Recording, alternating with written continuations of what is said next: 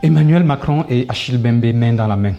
Le prince et le scribe veulent dialoguer pour rénover les relations entre la France et l'Afrique.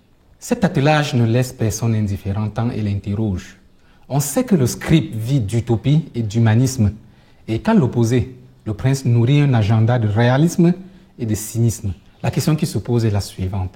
Les deux peuvent-ils cheminer ensemble et regarder dans la même direction sur le long terme? Chers amis, c'est avec cette question que je vous accueille aujourd'hui pour cette 10e chronique d'un continent dans le monde, du think tank 1 puissance 55. Je vous remercie d'être nombreux à nous suivre sur nos plateformes de réseaux sociaux, à participer au débat en laissant vos commentaires pour éclairer les enjeux d'un monde complexe et dangereux. Nous commençons cette capsule avec le postulat que les visions profondes et réelles d'Emmanuel Macron et d'Achille Mbembe sont incompatibles sur le long terme. Nous soutenons que tôt ou tard, on saura qui est le garçon de course de qui dans cette relation.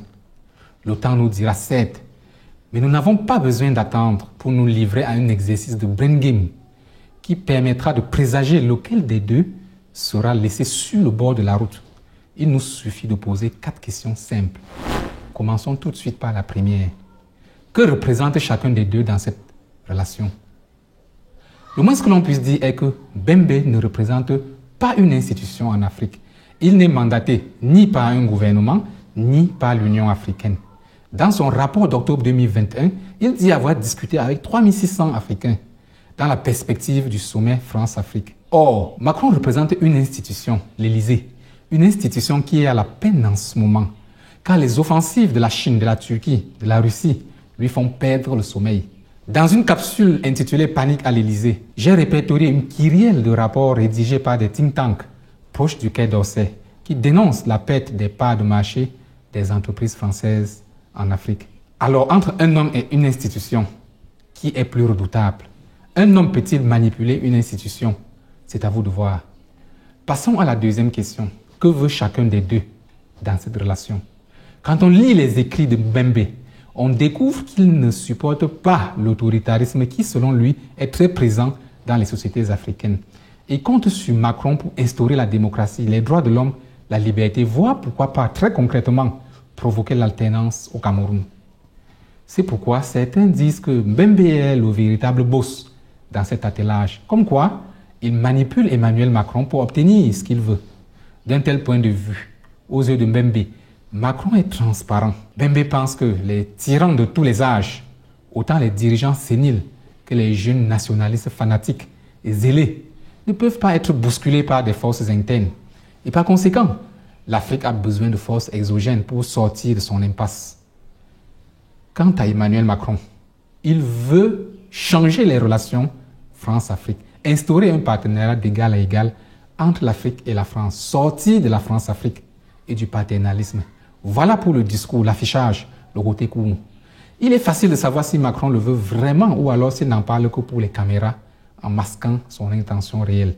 Il suffit de scruter quelques actions qu'il a posées ces dernières années en tant que locataire de l'Élysée. Commençons par le changement de nom de l'aide publique au développement.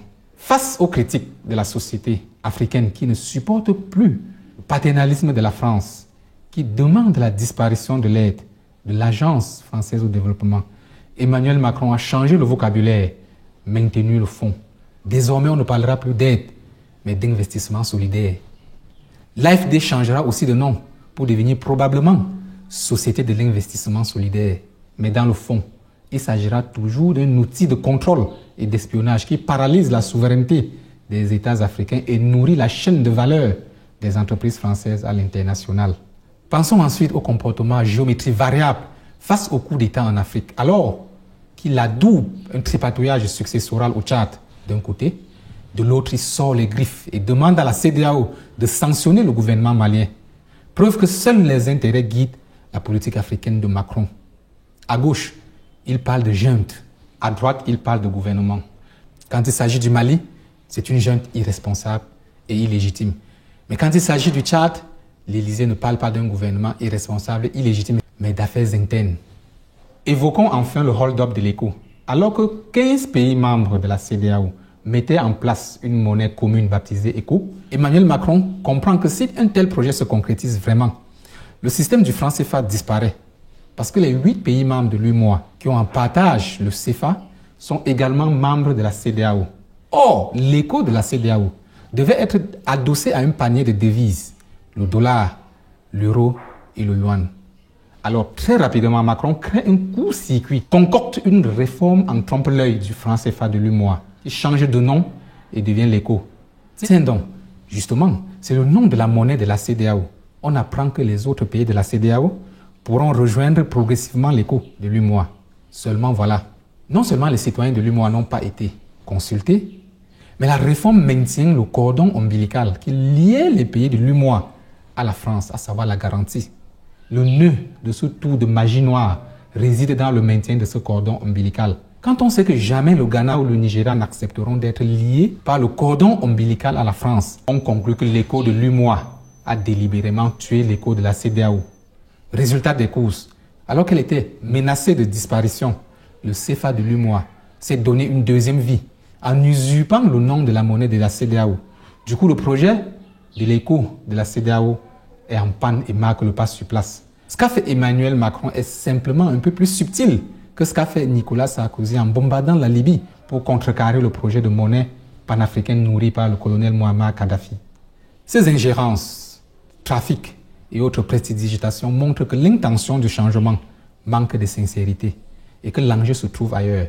Donc la question reste posée. Que veut Emmanuel Macron? Mes chers amis, quand on regarde dans le rétroviseur, il est facile de savoir ce que veut Emmanuel Macron. Il suffit de savoir ce que voulaient François Hollande, Nicolas Sarkozy, Jacques Chirac, François Mitterrand, Valéry Giscard d'Estaing ou Charles de Gaulle. Puisqu'ils se comportent exactement comme ses prédécesseurs. Exemple concret. Quand la colonisation devient intenable, Charles de Gaulle invente la coopération, une autre forme de colonisation qui a engendré la France-Afrique, un système mafieux, monstrueux et opaque, mélange de diplomatie officielle et de relations incestueuses, avec ses tours de passe-passe et de magie noire, une histoire parsemée de crimes, de corruption, de financement de sectes pernicieuses, de scandales, de guerres dissimulées, de génocides masqués et j'en passe. Mes chers amis, pensez ce que disait Lord Palmerston. Entre États, il n'y a pas d'amitié, il n'y a que des intérêts. Cette boutade relève bêtement de la théorie du néoréalisme dans le champ des études internationales. En vérité, je vous le dis, les hommes passent, mais les institutions demeurent avec leurs intérêts.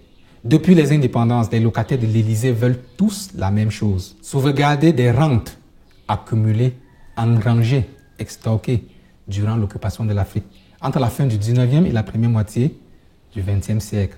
Cela passe toujours par le remplacement des formes de domination. Quand une domination devient impopulaire vite, on la remplace par une autre domination. Passons à la troisième question, celle des enjeux. Quels sont les enjeux? D'abord pour Bembe. Que perd Bembe? Franchement, un scribe, un philosophe, un historien, ça peut nourrir des utopies, construire des visions généreuses, éduquer ses concitoyens. Mais franchement, si la situation ne change pas, ne comptez pas sur lui pour se suicider ou pour traîner le prince au tribunal, car le propre de son pouvoir est d'être simplement prescripteur. Alors que gagne Bembe? Imaginons un seul instant que grâce à Macron, le projet de Bembe se réalise et que la démocratie s'installe effectivement en Afrique. Soyons sérieux, mes amis. Nous ne serons pas sortis de l'auberge. Nous savons que la démocratie n'est pas une fin en soi. L'Afrique a des problèmes tout aussi graves, sinon plus graves, que la mauvaise gouvernance. Je pense à l'extraversion tous azimuts. Notre continent souffre de sa dépendance maladive et excessive à l'extérieur pour ce qu'il mange, pour ce qu'il pense, pour ce qu'il habille, pour ce qu'il le soigne.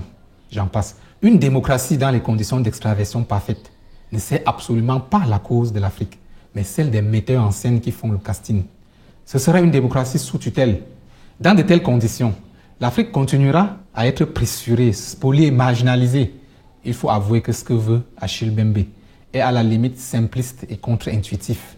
Au moment où la colère gronde partout dans le monde et que les peuples réclament des marges de manœuvre, plus de souveraineté, confère la montée phénoménale des extrêmes droites en Suède, en France, en Hongrie, en Espagne, en Italie, voire aux États-Unis d'Amérique. Bembe nous demande de nous diluer dans l'agenda d'une puissance mondiale. Il nous demande de dialoguer. En temps de guerre, le dialogue vient après que les forces en présence ont épuisé leurs manœuvres et montré leurs limites. Alors le dialogue intervient comme le moyen par lequel le plus fort dicte sa loi au plus faible. En temps de paix, le dialogue est l'arme de soft power du plus riche qui finance et oriente les débats. Dans un cas comme dans l'autre, mes chers amis, il n'y a pas de dialogue innocent, équitable dans le principe. Quand deux agendas se rencontrent, à la fin, il n'en restera plus qu'un. Nous ne nous voilons pas la face avec le romantisme. La mondialisation est cruelle, le jeu est à somme nulle. Quand elle n'est pas militaire, la puissance se transforme en soft power. Le dialogue est le soft power de Macron pour atteindre un objectif, l'objectif du récit international français. D'où la question, que gagne Macron? Si nous nous endormons dans les rengaines de la démocratie et oublions de cultiver les armes de la guerre économique, bonjour le romantisme. Mais tiens, à qui profite le romantisme de l'Afrique? À ces puissances qui voudraient la maintenir dans sa position de marge, dans son extraversion. Si l'Afrique expérimente une démocratie financée de l'extérieur, alors qui aura le boulevard? C'est lui qui paye la note, bien sûr. Pensez aux révolutions oranges en Europe de l'Est. Pensez au printemps arabe, pensez au coup d'État fomenté, pensez au soutien apporté au tripatouillage constitutionnel et demandez-vous à chaque fois qui paye la note, à qui profite le crime. In fine, la démocratie est un joli mot et un joyeux idéal pour un État à l'intérieur de ses frontières. Mais dès lors qu'un État dépense des millions d'euros ou de dollars pour financer la démocratie à l'extérieur de ses frontières, c'est rarement pour les vertus. C'est dans le but de définir les conditions idoines pour réaliser durablement ses intérêts. La preuve, c'est que la démocratie à l'étranger, c'est toujours à géométrie variable. Quand les intérêts du financier seront préservés, il parlera de démocratie. Dans le cas contraire, il parlera de junte, entre guillemets. Pour finir sur cette troisième question, demandons-nous, que paie Macron? Un homme politique, qui plus est, un homme d'État, dirigeant de la 7e puissance mondiale, doit faire ce qui est nécessaire, absolument nécessaire, pour que son pays tienne son rang. Or, malheureusement, la France vit actuellement plusieurs formes de décrochage. Et point n'est besoin de rappeler à quel point l'Afrique compte pour le rang mondial de la France. Cette puissance qui revendique d'être le maître du sens dans une bonne partie du continent. Imaginez que les pays francophones basculent du français vers le mandarin, l'anglais, pourquoi pas le russe. Imaginez la carte des bases militaires des puissances du monde sans les bases militaires françaises en Afrique. Et si le français est l'une des langues internationales les plus parlées dans le monde, c'est grâce aux locuteurs africains. Imaginez que la zone franc disparaît. Alors la France perd le canal de collecte de l'information économique et financière dans 15 pays. Car au-delà de la rente financière qu'elle constitue pour la France, la zone franc est aussi un espace de collecte de l'information. À l'heure où je vous parle, des représentants de la Banque de France siègent au conseil d'administration de la BEAC et du comité politique monétaire de la CEMAC. Ils ne sont pas là pour inaugurer les chrysanthèmes. Ces scénarios catastrophes, Macron les ressasse chaque jour en se rasant. Parce que la France recule inexorablement en Afrique au fur et à mesure que la Chine et la Russie prennent pied sur le continent et que, enfin, la jeunesse africaine manifeste sa colère face au paternalisme de l'oligarchie française.